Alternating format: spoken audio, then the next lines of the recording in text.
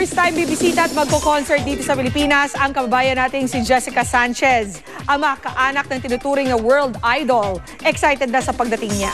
Narito ang report ni Rida Reyes.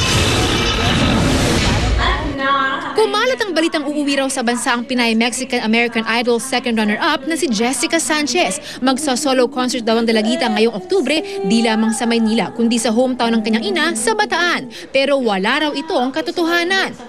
There's no solo show for Jessica as of the moment, and I don't think that's going to happen anytime this year. As far as the negotiations are going so far. Sa tweet na inilabas si Jessica at ng kanyang managing company na 19 Entertainment, kinumpirma nitong dadalaw pa rin ng dalaga sa Pilipinas bilang bahagi ng American Idol Concert Tour. Bukod sa Amerika, Pilipinas lamang ang nag-iisang bansa na napili para pagdausan ng concert tour sa September 21. Makakasama ni Jessica ang top 10 AI finalists, kabilang syempre ang AI Grand Winner na si Philip Phillips. Wala pang lineup. Si Jessica mataas siya na abot. Nasa top siya.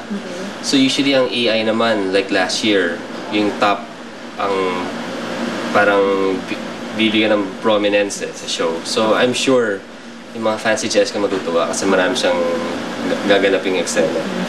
Pag-uusapan pa rin daw kung magkakaroon ng pagkakataong makabisita si Jessica sa Bataan kung saan naninirahan ang mga kaanak ng kanyang ina.